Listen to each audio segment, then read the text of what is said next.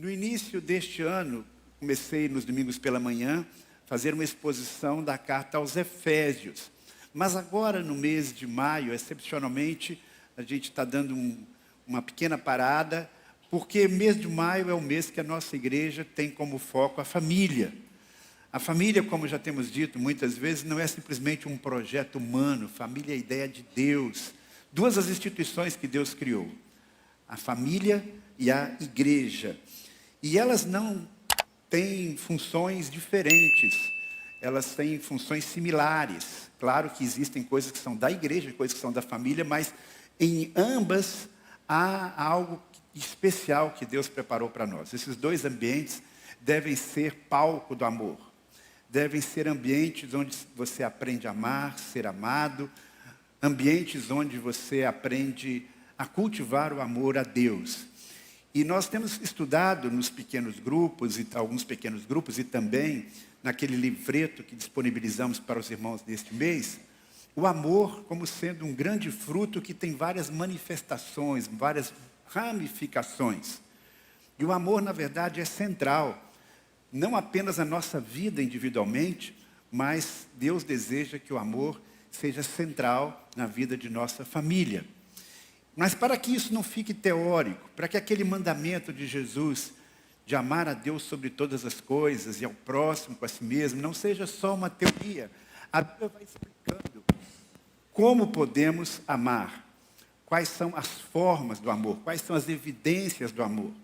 No domingo passado, Dia das Mães, eu falei sobre o amor materno, mas na verdade essas características do amor de mãe devem ser cultivadas por todos nós no ambiente da família. Falei sobre a importância da paciência, falamos sobre a importância da renúncia e de termos relacionamentos onde há transparência, onde podemos falar a verdade em amor. E na verdade a família tem como no projeto de Deus esse papel de ser um lugar onde a gente cultiva as virtudes cristãs. Um lugar que é um porto seguro.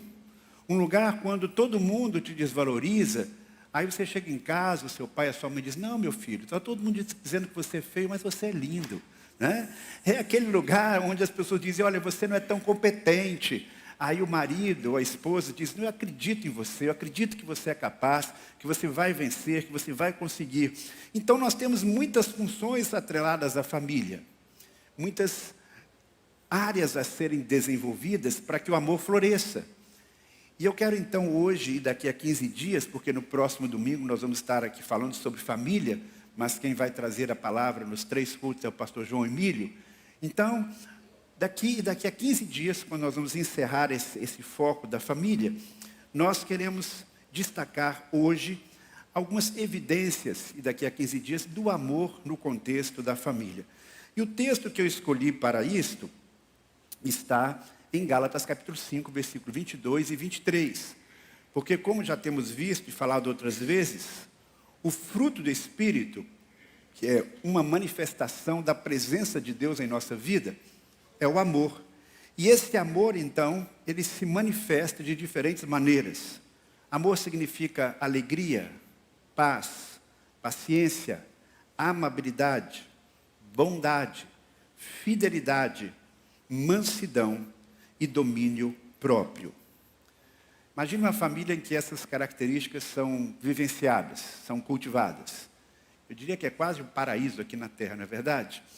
Mas nós podemos cultivar essas características com a bênção de Deus, no relacionamento com o Senhor. E eu quero hoje destacar apenas uma delas: a fidelidade. A fidelidade, na verdade, evidencia o amor em família. A fidelidade fortalece o amor na família. Quando nós pensamos na fidelidade no contexto da família, talvez a primeira ideia que vem à nossa mente seja da fidelidade no contexto do relacionamento conjugal. E quando nós pensamos na fidelidade no relacionamento conjugal, a gente pode pensar no oposto da fidelidade, que é a infidelidade. E o que é a infidelidade no contexto do relacionamento conjugal? Quando nós pensamos na questão, por exemplo, da traição, quando é que começa uma traição? Será que a traição é apenas quando uma pessoa casada vai para um motel, uma outra pessoa que não é o seu cônjuge? Quais são as atitudes que caracterizam uma traição ou o início de um processo de traição? Flertes, mensagens no WhatsApp, filmes, sites pornográficos.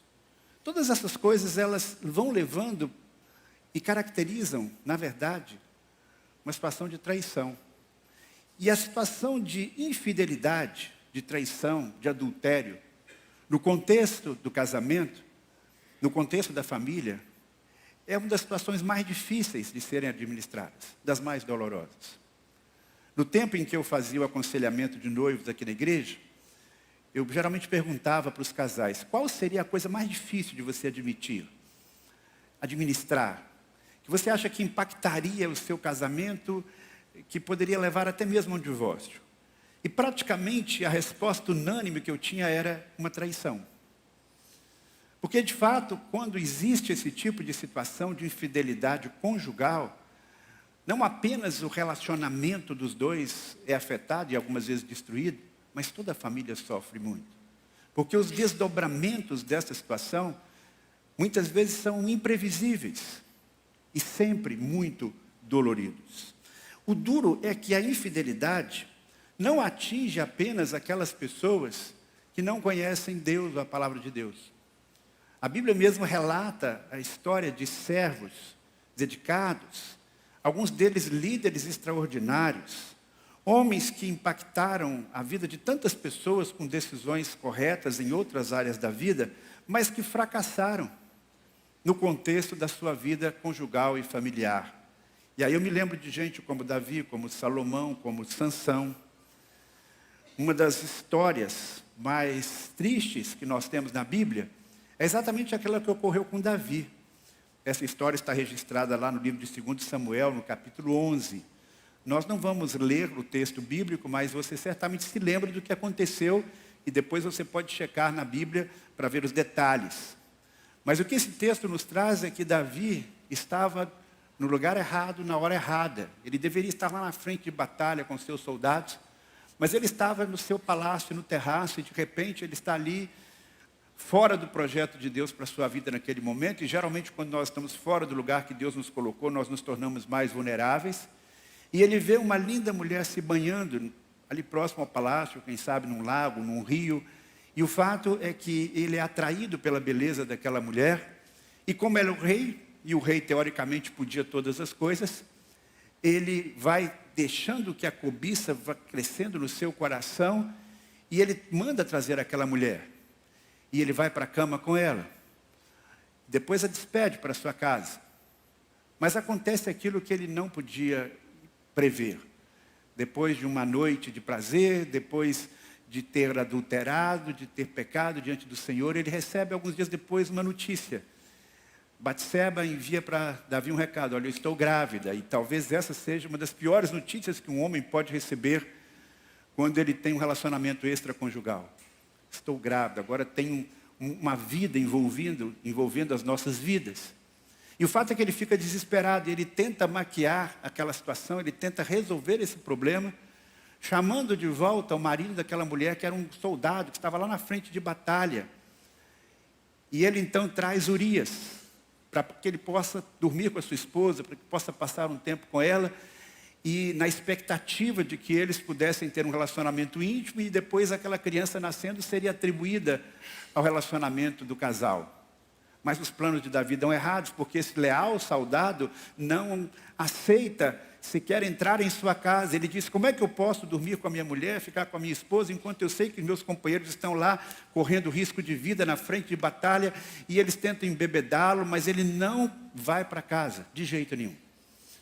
E Davi então tem uma outra ideia. Usando o próprio Urias, ele escreve uma carta para o general de Urias. E ele manda essa carta secreta através do portador, que é o próprio Urias. E Urias não sabe o que está escrito na carta. E nesta carta, Davi dá as instruções: coloque Urias numa frente de batalha em que ele possa ser morto facilmente, para que possa parecer um acidente que aconteceu com ele. E o plano de Davi dá errado. E às vezes quando os nossos dá certo, quando os nossos planos dão certo, às vezes podemos estar fazendo coisas erradas. E aí então, quando a notícia chega de volta para Davi que Urias tinha sido morto lá no campo de batalha, que o seu intento como mandante de um crime tinha sido concretizado, ele tem a cara de pau de dizer, assim mesmo é a guerra, né? Atinge um, atinge outro, a gente nunca sabe. A pessoa quando vai seguindo um caminho errado, ele vai se tornando uma pessoa cínica, sem princípios, mentirosa, porque um abismo puxa outro abismo, é o que diz a palavra de Deus.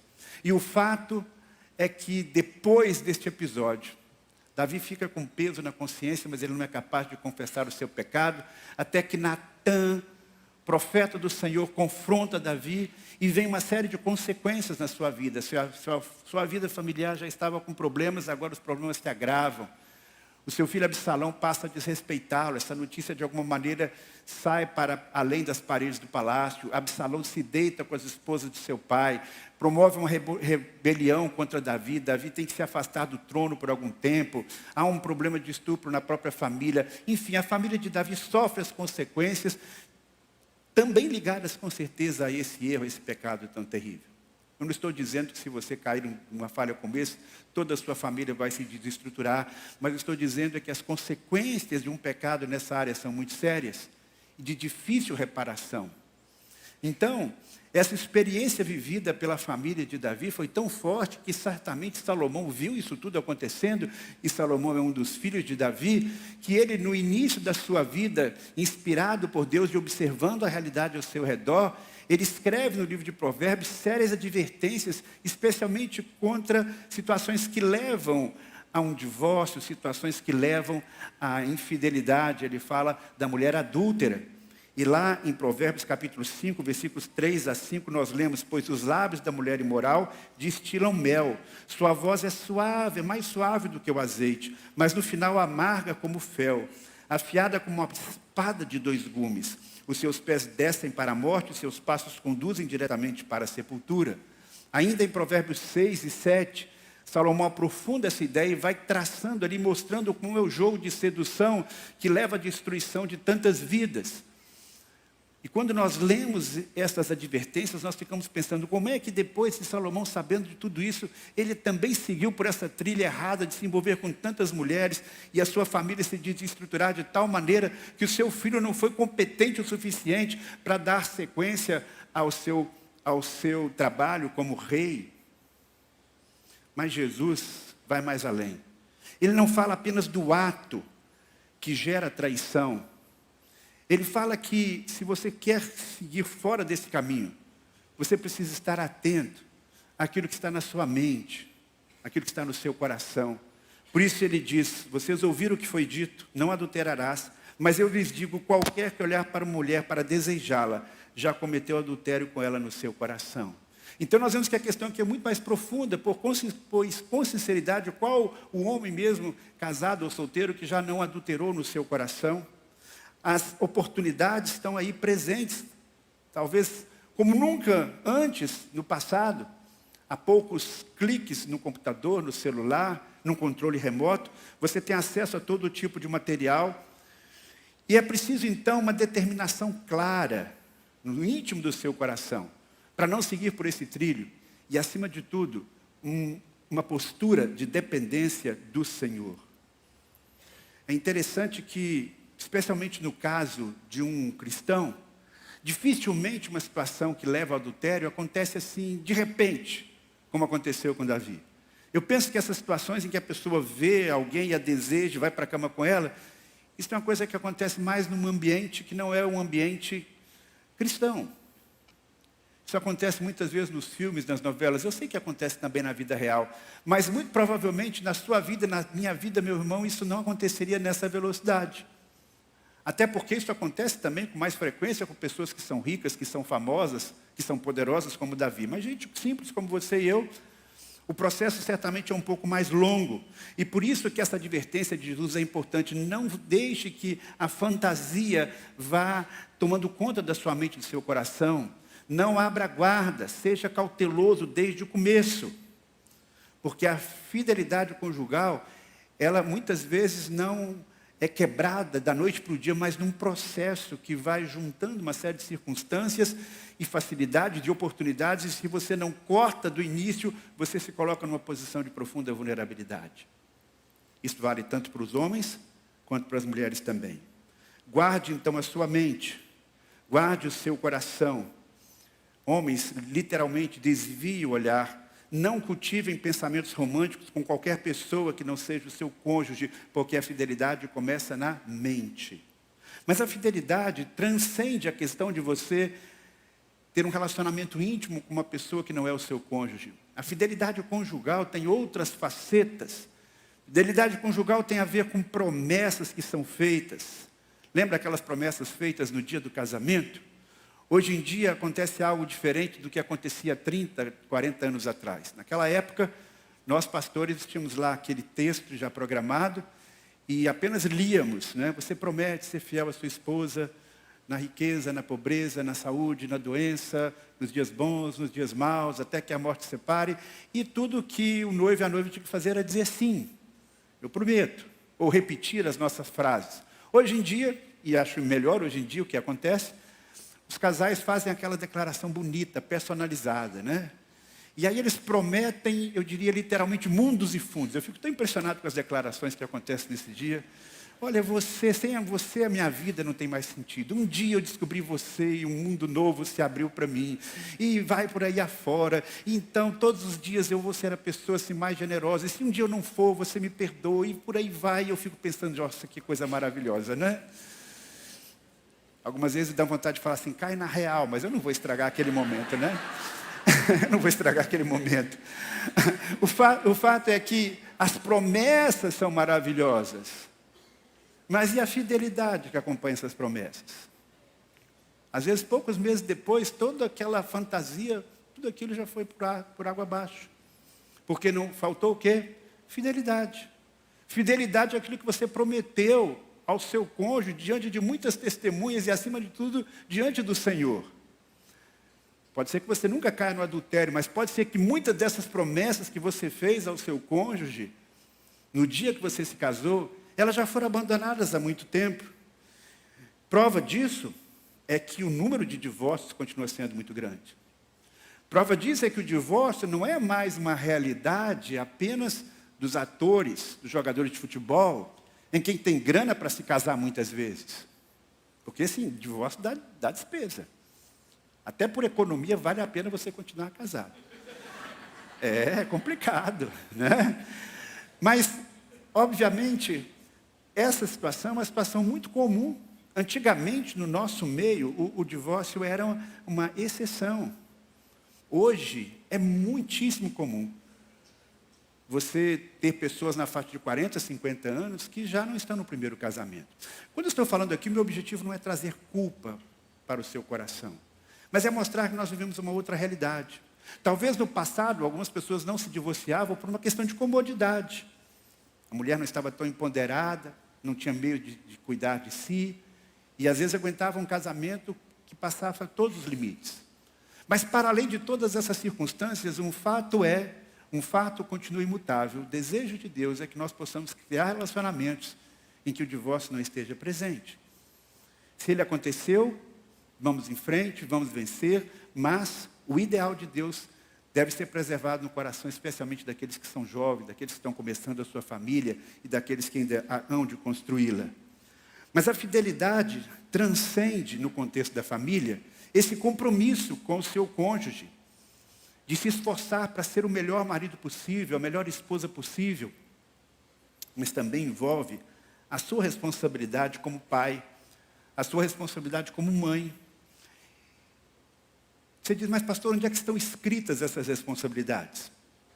A Bíblia apresenta alguns princípios, mas a Bíblia não apresenta uma listinha dos deveres dos pais e das mães. E quando a criança nasce, chega na família, ela não traz uma cartinha dizendo, olha, você tem esses e esses deveres para comigo. Mas a gente entende que existem responsabilidades paternas e maternas. Na verdade, eu fiquei muito surpreso quando eu descobri há pouco tempo que a Constituição brasileira prevê responsabilidades para o pai e para a mãe. Você sabia disso? Está lá na Constituição, os advogados certamente sabem disso, né? artigo 229 da Constituição Federal. Olha só o que diz. Os pais têm o dever de assistir, criar e educar os filhos menores. E os filhos maiores têm o dever de ajudar e amparar os pais na velhice, carência ou enfermidade. Sabia disso? É um dever legal. É um dever de um bom cidadão. Eu não estou falando aqui do que a Bíblia diz sobre isso. A Bíblia fala sobre isso de diversas maneiras. Deveres dos pais de orientar os seus filhos, de cuidar dos seus filhos, de guardá-los. Fala do dever dos filhos em relação aos pais idosos. A Bíblia fala sobre isso. Mas a própria Constituição brasileira fala sobre isso. Então, se você é um cidadão, não estou falando nem se você é um cristão, se você é um cidadão responsável, fiel ao que diz a lei, você tem essas responsabilidades. Pais fiéis, não apenas às leis de Deus, mas às próprias leis humanas.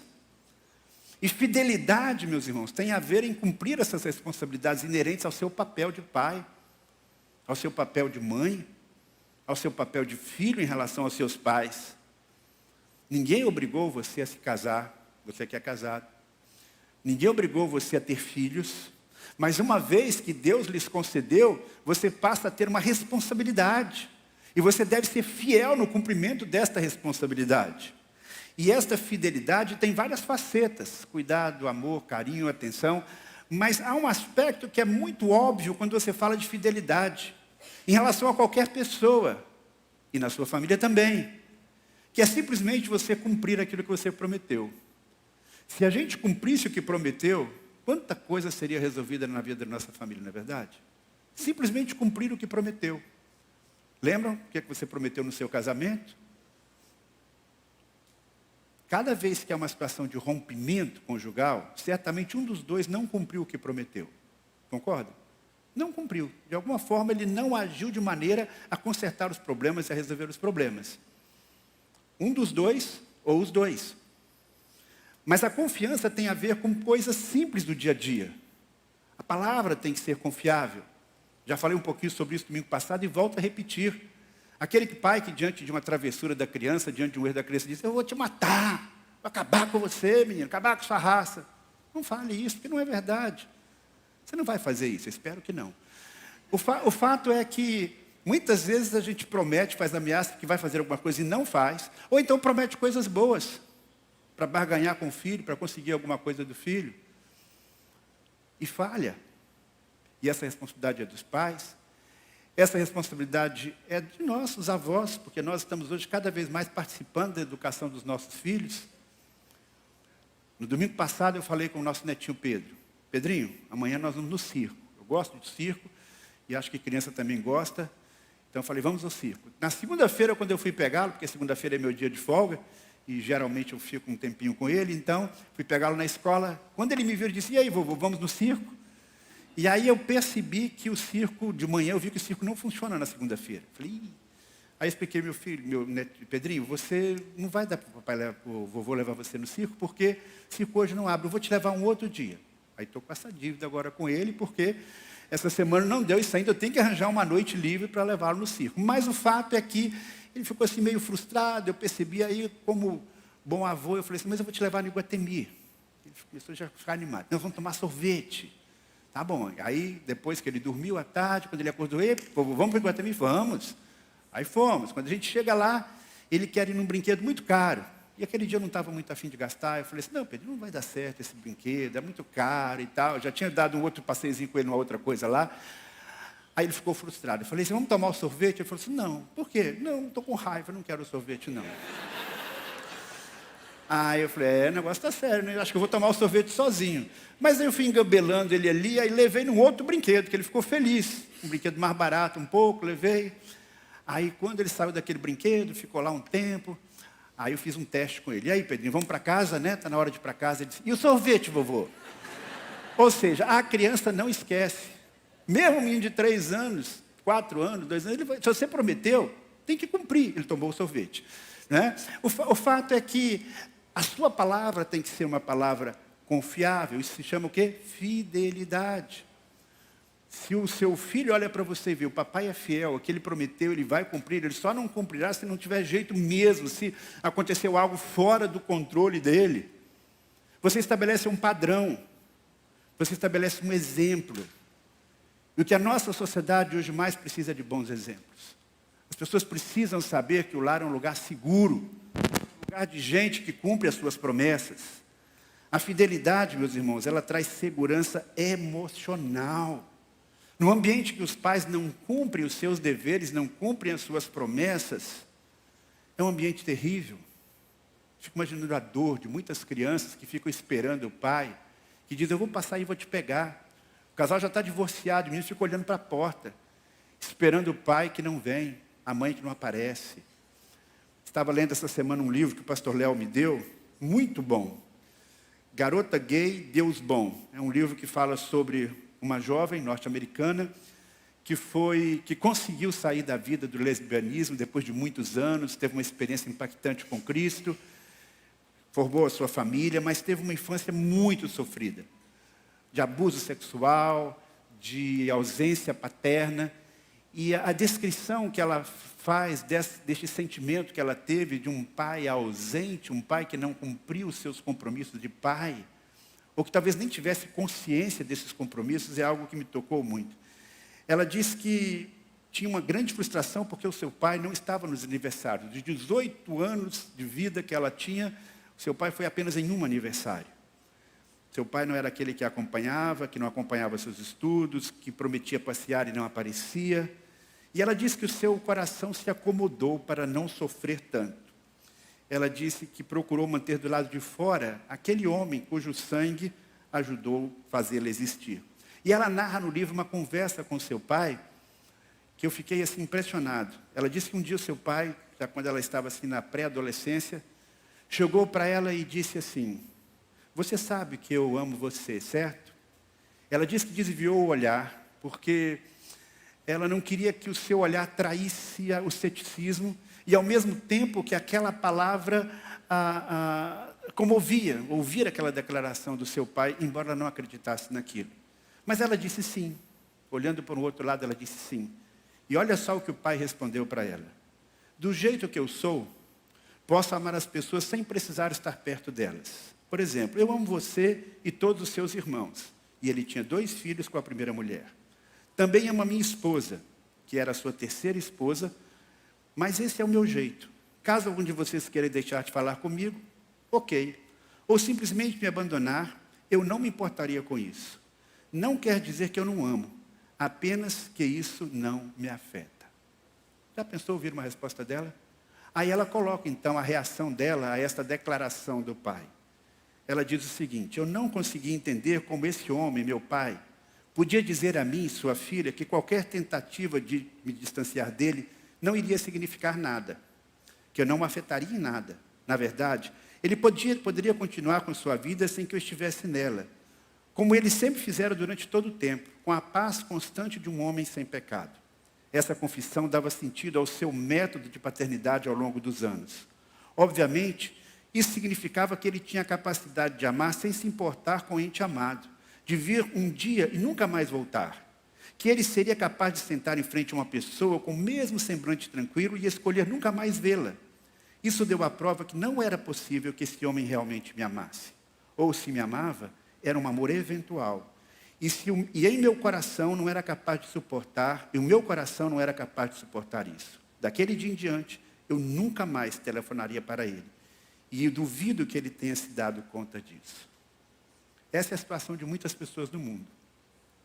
Situação de abandono, de separação, de um amor que é só verbal, mas que não é de fato verdadeiro, porque não implica em compromisso, em fidelidade verdadeira. Mas a fidelidade, ela deve acontecer não apenas na dinâmica do relacionamento dos pais com os filhos, mas também dos filhos para com os pais. A Bíblia fala sobre isso, a responsabilidade dos filhos de honrar os seus pais, de cuidar deles. A Constituição brasileira, você viu aí, fala sobre isso. E eu fico pensando quanta dor existe no coração de tantas pessoas idosas que estão esquecidas nos asilos. Mas não apenas nos asilos, mas mesmo dentro de casa. Às vezes o seu palpite, às vezes a sua opinião é descartada. Às vezes parece que ele está invisível ali, não é convidado para os programas em família, ele se sente completamente desconsiderado mesmo dentro de casa. Pense sobre isso. Como tem sido o seu relacionamento com as pessoas idosas da sua família, com seus pais, com pessoas que esperam e precisam da manifestação do seu amor, do seu carinho. Finalmente, eu quero apresentar algumas sugestões práticas para o que significa esse amor fidelidade. O que significa amar com fidelidade? Em primeiro lugar, você deve depender de Deus, porque nem todos nós somos fiéis o tempo todo. Todos nós temos as nossas falhas nesta área. Então, peça a Deus que o ajude a identificar as tentações, as omissões, para que você seja mais fiel. Em segundo lugar, cumpra o papel designado por Deus para você no casamento. Esse papel precisa estar muito claro para você. Já temos falado aqui outras vezes. A mulher ser uma mulher submissa, que atende às necessidades emocionais, sexuais do seu cônjuge. Muitas situações de infidelidade, elas têm o seu nascedouro no fato de umas pessoas da família não estarem cumprindo o seu papel, não estarem facilitando a fidelidade do outro. O marido, a responsabilidade de liderar a sua família, liderar espiritualmente, liderar emocionalmente. A facilidade, ela floresce com mais facilidade quando os outros frutos do Espírito são cultivados. O respeito, o carinho, a bondade, a mansidão, a paciência. Lembre-se, como eu falei, das suas promessas ao seu cônjuge. Você não disse para ela lá naquele dia, se você continuar linda, se você se comportar bem, eu serei fiel a você e permanecerei casado com você. Não foi isso que você disse, né? Você, mulher, não disse para o seu marido, olha, se você ganhar muito dinheiro, se você for bem-sucedido profissionalmente, se você fizer exercícios físicos todo dia, se você manter a dieta, eu vou ser uma boa esposa. Não foi isso que você prometeu. Não se esqueça, repito, já falei e repito, a fidelidade começa na mente. Reconheça que a fidelidade à família é uma expressão de fidelidade a Deus. Não adianta você dizer, olha, minha comunhão com Deus, olha, eu e Deus somos assim, Deus é maravilhoso, eu sou fiel a Deus, mas não sou fiel às minhas responsabilidades na família. Isso é completamente incompatível. A sua fidelidade a Deus se manifesta também com a fidelidade à sua família. Fidelidade é fundamental para um ambiente de segurança familiar. Quando há fidelidade, você não fica brincando, dizendo, se as coisas acontecerem e continuarem desse jeito, vou chutar o pau da barraca, não vai dar para continuar. Gere um ambiente de segurança na sua família. Se tem problemas, se tem dificuldade, busca ajuda, busca o pastor, busca o aconselhamento. Vá até as últimas consequências, buscando a formação de não apenas de um relacionamento que é duradouro, mas o grande desafio, um relacionamento duradouro e feliz. Esse é o desejo de Deus. Reflita sobre as consequências da fidelidade a longo prazo. A argamassa para um relacionamento duradouro é a fidelidade. Isso depende de decisão e dependência do Senhor. Pense em quanto sofrimento você pode trazer e vai trazer ao coração de outras pessoas se você não é fiel. Eu escrevi recentemente um pequeno texto pensando sobre isso, e eu quero ler para você. Que eu faço os outros chorarem, não pelos meus erros, meus pecados e meu egoísmo, mas que eu faço os outros chorarem de emoção por minha generosidade, fidelidade e muitas outras manifestações de amor, além de saudade quando eu partir. Lembre-se que você é um modelo para os seus filhos. Que modelo de família, que modelo de fidelidade você está deixando para gerações, para os seus descendentes? Quando seus filhos veem você esse empenho em fazer um lar funcionar, um casamento funcionar, quando veem fidelidade, eles vão aprendendo. Não vai ser tão mais difícil para eles. Pessoas que vieram de famílias disfuncionais, pessoas que vieram de famílias onde não existem um modelo de fidelidade, elas têm um desafio muito maior de construir um relacionamento, uma família funcional, onde há fidelidade. Você pode deixar esse bom exemplo, não só para os seus filhos, mas para a sociedade de um modo geral.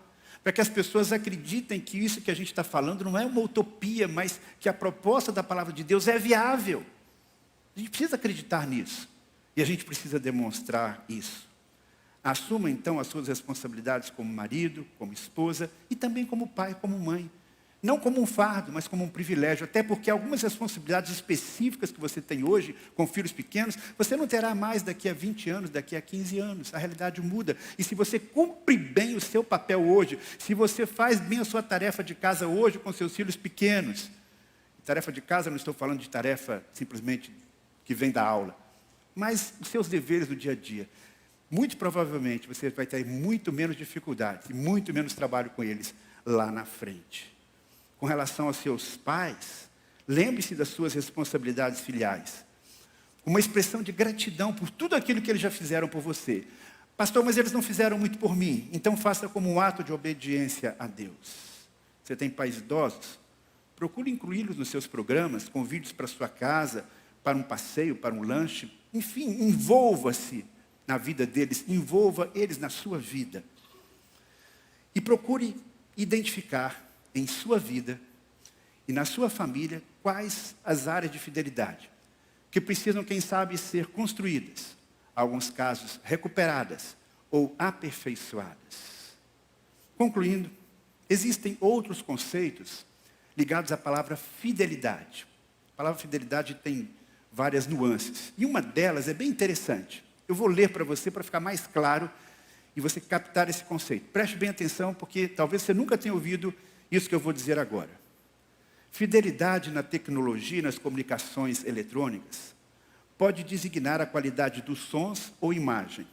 Assim fala-se em um aparelho de alta fidelidade, high fidelity, onde a fidelidade se refere à busca por um som tão igual ou semelhante ao original quanto possível. De modo semelhante, pode-se descrever uma imagem como sendo de alta fidelidade. Pegou aí o conceito? Fidelidade, reprodução de imagem e som mais próximo do original possível. Deus é fiel. Jesus Cristo é fiel. E Jesus Cristo está em nós para restaurar em nós o quê? A imagem de Deus. Para que nós possamos comunicar ao mundo a imagem de Deus. Você e eu, através do nosso corpo, nossa alma, nosso espírito, nós somos desafiados a sermos fiéis, ou seja, a transmitirmos com fidelidade, tão possível quanto original, a imagem de Deus, a voz de Deus, que foi danificada através da queda. Em conexão com Jesus Cristo, sejamos fiéis em nossos lares. Que nossas vidas possam transmitir com fidelidade a imagem e a voz de Deus para a nossa família e para a sociedade. Que Deus nos abençoe. Amém. Vamos orar? Querido Pai do céu, esses são os desafios que a Tua palavra nos apresenta nesta manhã. Quando nós pensamos no grande privilégio que é transmitir a Tua imagem e a Tua voz com fidelidade, neste mundo tão confuso, neste mundo tão distante dos valores da Tua palavra, inclusive na área familiar. Ajuda-nos a mantermos fiéis aos nossos cônjuges. Ajuda-nos a sermos pais fiéis, mães fiéis, filhos fiéis, avós fiéis. Abençoa-nos, Pai, para que possamos, no ambiente da nossa família, criar um ambiente de fidelidade. E assim o Teu amor possa florescer também dentro desta maneira, trazendo paz, serenidade e segurança para as pessoas que estão em nossa casa. É o que eu te peço, para minha família, para mim e para todos os meus irmãos. Em nome de Jesus. Amém. Que Deus os abençoe.